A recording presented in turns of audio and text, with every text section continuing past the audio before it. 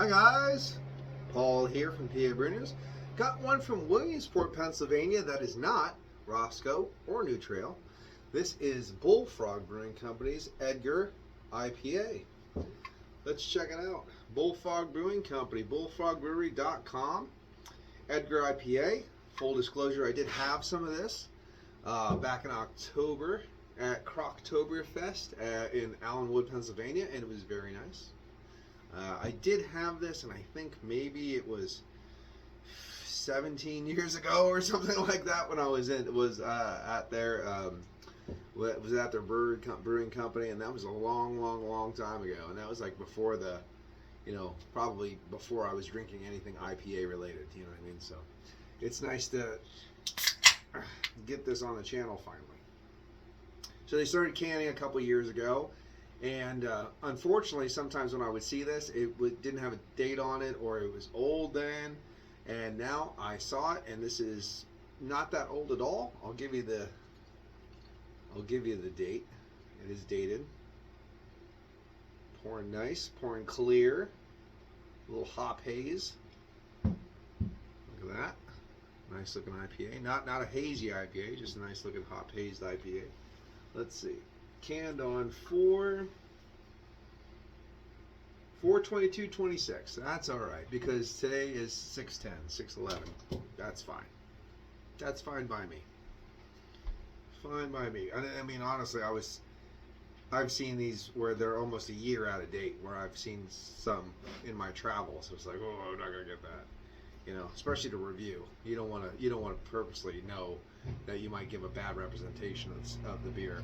I was hoping it didn't kick on real loud because it's raining and humid, but it totally did. So hopefully that the dehumidifier is not too crazy. Sorry about that, guys. But really cool, Edgar Allan Poe themed, but with some H.P. Lovecraft kind of style too. Very interesting. All right. Cheers.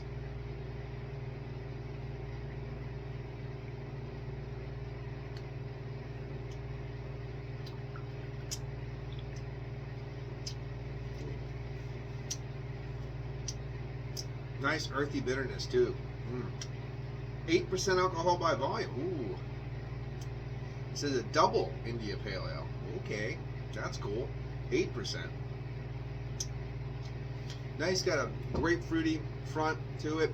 A little bit of breadiness. Again, nice earthiness that's wafted through there. Not too crazy.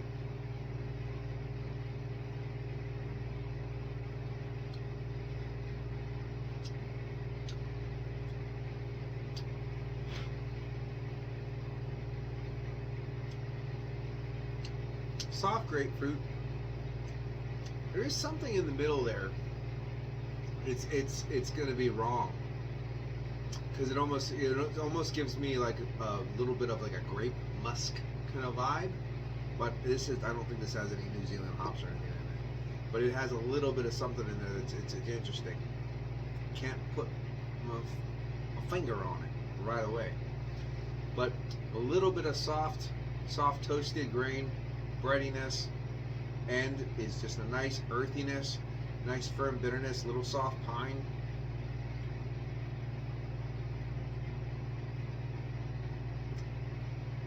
Can't tell it's 8%, I'll tell you that. Wow. Okay. Edgar IPA was originally brewed as an homage nearly 20 years ago. And I told you it was a long time. To personify, little tiny writing and glary. So, to personify the bold and mysterious characters of the master of the macabre himself, Edgar Allan Poe, much like the poet to whom it salutes.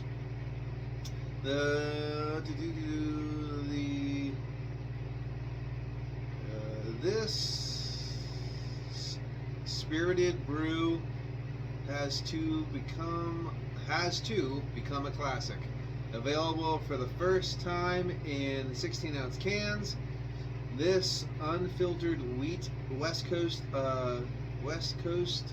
double IPA was intended to possess evocative, sensorial qualities that make one ponder the citrusy taste. It is citrusy. Melon and stone fruit. Is it melon and stone fruit I'm getting? I had that like, musky grape kind of quality.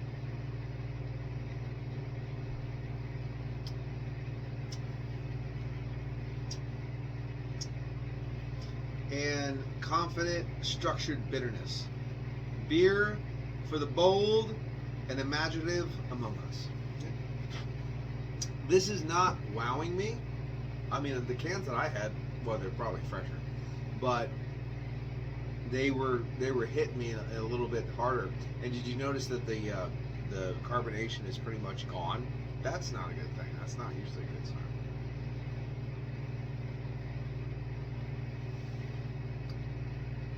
Okay, now that I know, as an IPA, it's fine.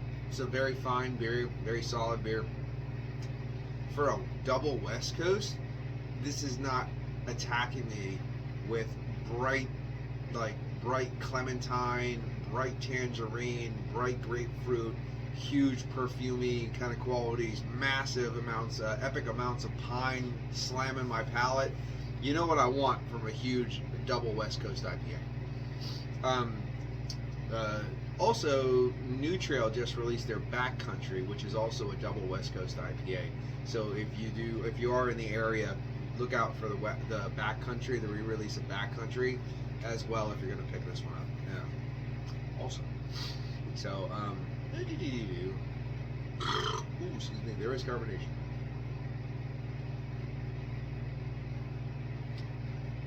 Get a little bit of a bottle can collection I need to clean up down here. Go to the old recycling center. So, this drink's nice. This really easy drinking double IPA. It's kind of the problem as well. I like the fact that it has a pretty assertive bitterness in the background. The pine is subtle. It's not screaming. It's there. It's subtle.